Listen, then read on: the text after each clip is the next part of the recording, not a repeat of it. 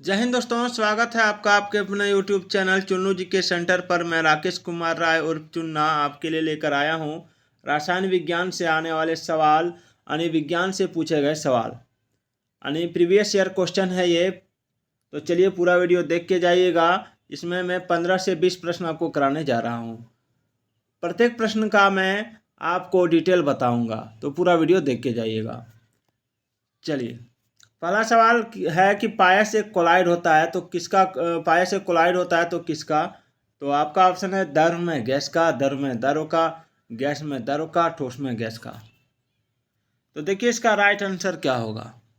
देखिए एसएससी में पूछे गए प्रश्नों का संग्रह है, तो ये आपका जेएसएससी, ठीक है, फिर आपका बीपीएससी, फिर आपका जेपीएससी, फिर आपका पीसीएस, फिर आपका यूपीएससी, सभी परीक्षाओं के लिए इम्पोर्टेंट होने वाला है। रेलवे, बैंकिंग, आप शिक्षक भर्ती परीक्षा, जितने भी तरह की परीक्षा है, सीटेट, सबके लिए इम्पोर्टेंट होने वाला है।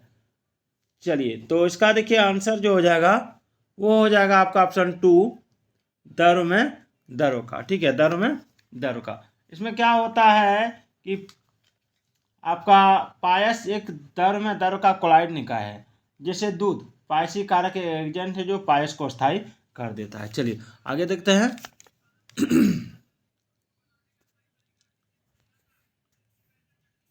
विद्युत लेपन के लिए सामान्यतः प्रयोग की जाने वाली धातु में कौन सा है। आपका ऑप्शन आप देख सकते हैं gold, sodium, chromium, chromium, copper और निकेल, निकल, सीसा और क्रोमियम, गोल्ड, सोडियम और पोटेशियम। तो देखिए इसका राइट आंसर जो है, इसका राइट आंसर क्या होगा। तो इसका राइट आंसर हो जाएगा आपका ऑप्शन 2, क्रोमियम, कॉपर और निकेल। ठीक है, विद्युत लेपन के लिए सामान्यतः प्रयोग की जाने वाली धातु क्रोमियम, कॉपर और निकेल है। चलिए आगे बढ़ते हैं।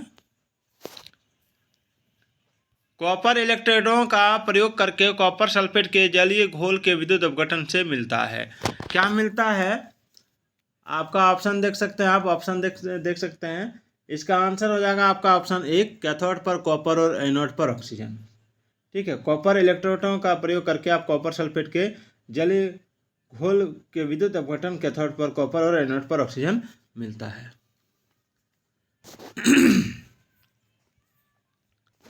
चलिए अगला सवाल है सहसंयोजक यौगिकों के बारे में कौन सा सही नहीं है।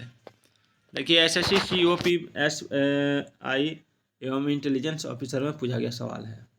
यौगिक सामान्यतः द्रव और गैस होते हैं, क्वथनांक और गलनांक अल्प होते हैं, इसका गलनांक उच्च होता है, इसे अणु भी कहा जा सकता है।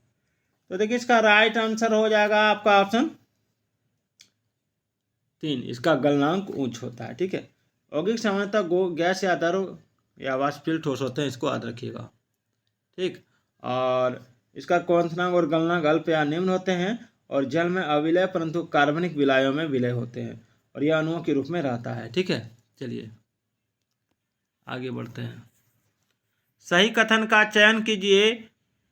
मिश्रण एक समांगी होते हैं, एक मिश्रण में घटक नियत अनुपात में उपस्थित होते हैं, किसी मिश्रण के घटकों को पृथक नहीं किया जा सकता, या एक मिश्रण के गुणधर्म उसके घटकों के समान ही होते हैं। क्या होगा। तो देखिए इसका राइट आंसर हो जाएगा आपका ऑप्शन 4, एक मिश्रण के गुणधर्म उसके घटकों के समान ही होते हैं। दाहक सोडा कैसा होता है। दाहक सोडा कैसा होता है, तो याद रखिए दाहक सोडा जो होता है दोस्तों, वो प्रस्वेदी होता है। कैसे होता है, प्रस्वेदी। देख सकते हैं SSC LDC एग्जाम में पूछा गया है ये। तो दाहक सोडा एक प्रस्वेदी यानी डेलिक्यूज सेंट होता है। दाहक सोडा को सोडियम हाइड्रोक्साइड यानी NaOH या कास्टिक सोडा भी कहा जाता है। ठीक है, और इसका उपयोग पेट्रोलियम को शुद्ध करने में, साबुन बनाने में, कागज, सूती कपड़े में चमक पैदा करने में, और कृत्रिम रेशम के निर्माण में, रंग तथा रेयन बनाने में, सोडियम धातु बनाने आदि में किया जाता है। चलिए आगे बढ़ते हैं।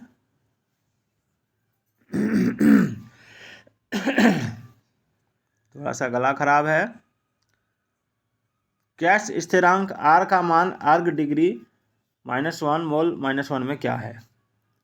तो देखिए इसका राइट आंसर जो हो जाएगा वो हो जाएगा आपका ऑप्शन 1, 8.314 × 10⁻⁷। ठीक है, प्रति मोल प्रति केल्विन गैस पर या गैस द्वारा किए गए कार्य को गैस स्थिरांक R कहा जाता है, याद रखिएगा। चलिए आगे बढ़ते हैं। ये देखिए SSC MTS में पूछा गया सवाल है। जीव के लिए बॉडी के कुल भार का या रसायन के ऊतक सांद्रण का 50% कम करने के लिए अपेक्षित समय को क्या कहते हैं?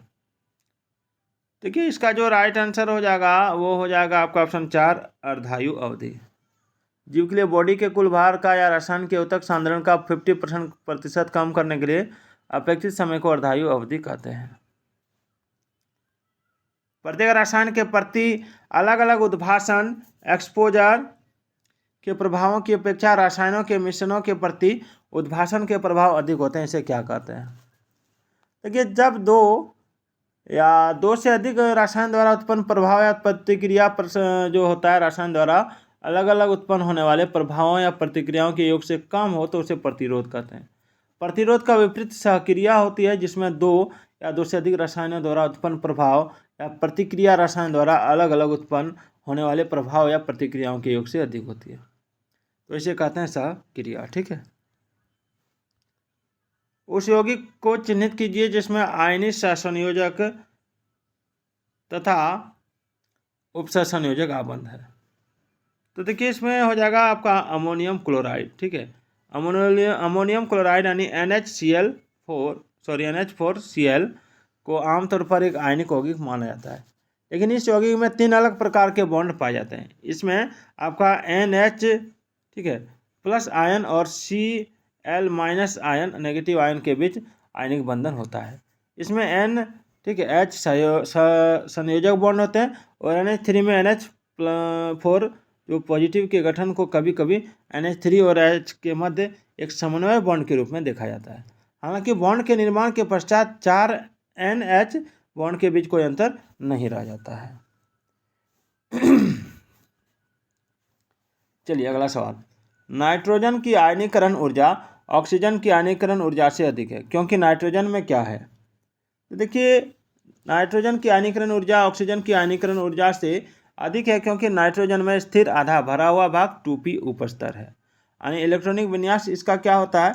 इसका इलेक्ट्रॉनिक विन्यास हो जाता है 1s पर पावर 2, 2s पर पावर 2 और 2p पर पावर 3। ठीक है। यानी ऑप्शन 3 इसका आंसर होगा। चलिए आगे बढ़ते हैं। विद्युत परिष्करण के दौरान विशुद्ध धातु कहाँ पर एकत्रित होता है? बर्तन, विद्युत अपघटक, कैथोड, एनोड। तो देखिए इसका राइट आंसर हो जाएगा आपका ऑप्शन 3, कैथोड पर। धातुओं का परिष्करण उनका शुद्धिकरण है और विद्युत परिष्करण में अशुद्ध धातु को एनोड के रूप में उपयोग किया जाता है। शुद्ध धातु की पट्टी का कैथोड के रूप में तथा धातु के किसी लवण के घोल का विद्युत अपघटक के रूप में उपयोग होता है। जब विद्युत अपघटक से धारा प्रवाहित की जाती है तब धातु कैथोड पर जमा हो जाती है। चलिए आगे बढ़ते हैं। निम्नलिखित में से नाइट्रोजन और फास्फोरस की अधिक सांद्रता के कारण क्या होता है? तो देखिए इसका राइट आंसर हो जाएगा आपका ऑप्शन 1, सुपोषण होता है। ठीक है। चलिए 14 नंबर सवाल देखते हैं। निम्नलिखित में से क्या रासायनिक अभिक्रिया नहीं है? तो रासायनिक अभिक्रिया नहीं है, आप देख सकते हैं कागज का जलना, भोजन का पचना, पानी का भाप में बदलना, कोयले का जलना, तो रासायनिक अभिक्रिया नहीं है।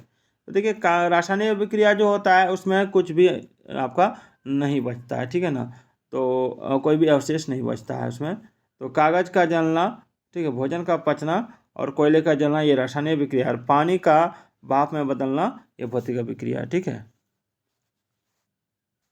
तो अंतिम सवाल आपके लिए है कि जलीय विलयन की अम्लता के परीक्षण के लिए कौन सा उपकरण प्रयुक्त किया जाता है? pH metre, ammeter, hygrometer, एसिडोमीटर।